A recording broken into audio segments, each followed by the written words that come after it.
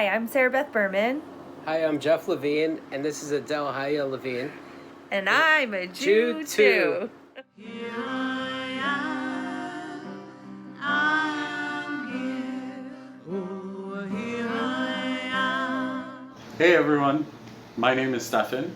I'm Latino, queer, a convert. I grew up going to an Orthodox yeshiva for my entire schooling, so kindergarten all the way through high school. And I grew up in a traditional conservative home with a very feminist mother. This was in the mid-'80s. Girls were not allowed to have bat mitzvahs on Saturday mornings in our traditional synagogue, only on Friday evenings. And my mother, who was the first talit-wearing woman in our synagogue, would not have that. And so my bat mitzvah in 1985 was on our front lawn. I led the entire service. I read all 7 aliyot from the Torah. Hi, I'm Roxanne Greenstein. And I'm Michael Greenstein. We're married. We're middle-aged on the senior side. I'm a New Yorker in my 50s.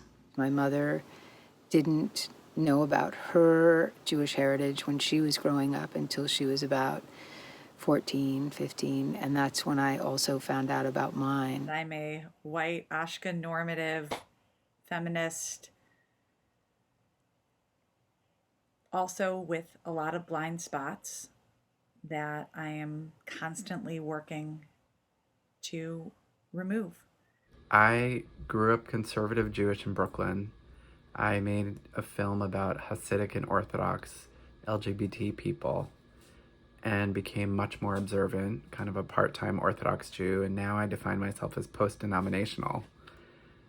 I'm with someone who is not Jewish.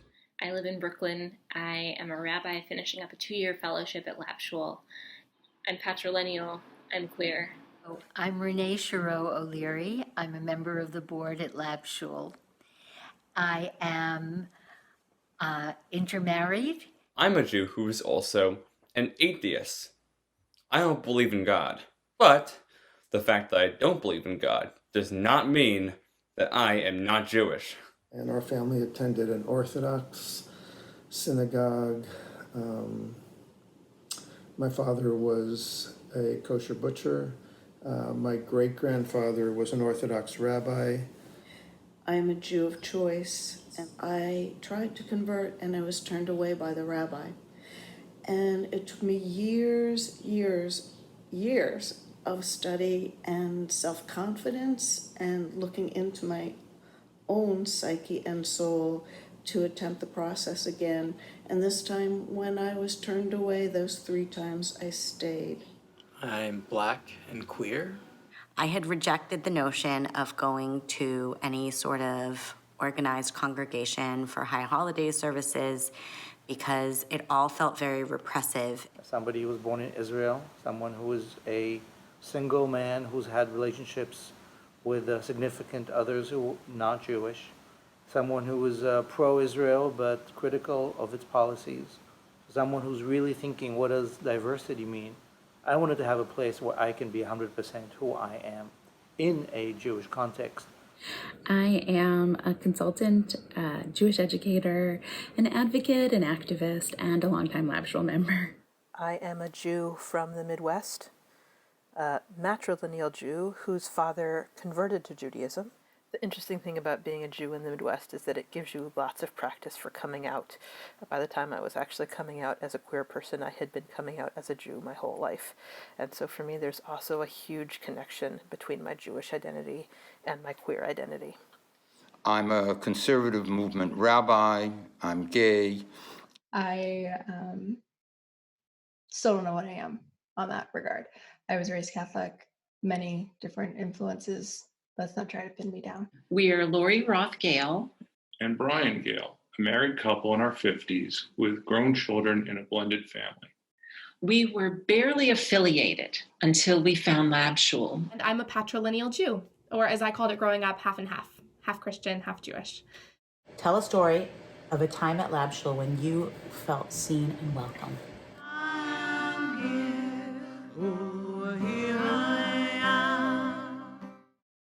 I went searching for a new home and was lucky to find Lab Shul. and was especially lucky when I started dating my partner. When I started dating my partner who doesn't identify as Jewish, when I started dating my partner seriously, I was able to call Amichai and just talk with him about what being Jewish with a partner who wasn't would look like, and how I wanted that to exist and be in my community.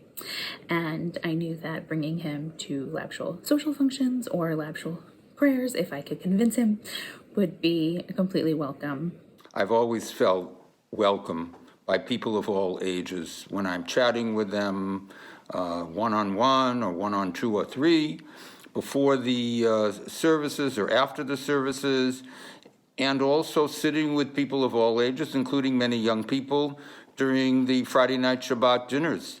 I could be exactly who I wanted to be, someone who was dressed in flowy clothes and handing out alcohol to people and welcoming in Shabbat in whatever way they wanted. And that really felt beautiful to me. We went from attending Lab Shul events as 2 and then started attending Lab Shul events as 3. And like, Adele's pretty popular on the Zooms, I gotta say. And she's, usually a little bit happier than this to be involved in the Zooms. Anyway, it's really nice to feel so seen. I remember watching people spontaneously getting up and singing and clapping, and parents dancing with their children, and it was a revelation to me that it could be this way. I love that there is a space for a weird quasi-Christian, quasi-Buddhist, sort of Jewish human like me. Choose your own adventure version of Judaism that Lab Shul provides, because it's not like this is the version, so this is why you come here. You come here because you can choose a version within what is created. I knew I belonged when I went to a service at a nightclub and nobody asked me why their bubby was there. I'm Ezra Bookman. I'm Lab Shul's artistic director. We never ask the question whether an artist is Jewish or whether an artist, is doing Jewish art, whatever that means, as a means for deciding whether or not to work with them. As an artist, as a yotzeret, I call it a potter, a former, bringing together Jewish community and serving the community through the visual arts and clay.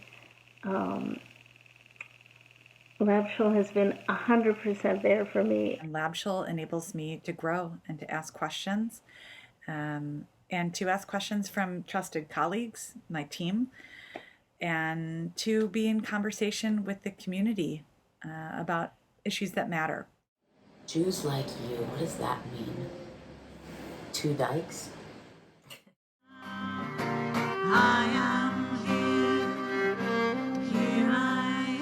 I think that my hope for the future is that Jews can be this ally and be this force of listening for the community at large. That people can turn to us and know, okay, this is a safe space, and I am seen and I am heard with you.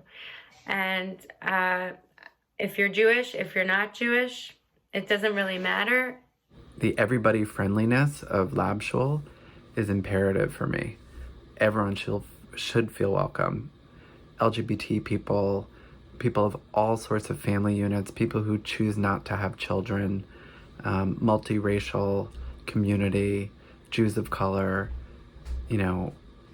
ex-Orthodox, people who are affirming their Judaism, matrilineal, patrilineal, this is really the 21st century. I don't want my children in the future, if I have any, to be asked some of the questions that I'm asked. I myself am a Jew by choice. However, I will raise my children as Jews, and I don't want people to confront them about their race. I hope that future Jews see my children and don't ask, is your mother Jewish? Because newsflash, they will have 2 fathers. I really hope that one day, soon, If someone says they're Jewish, they're just taken as a Jew. It doesn't matter who their mother is or who their father is. People will not say, Rebecca Kelly, what kind of a name is that?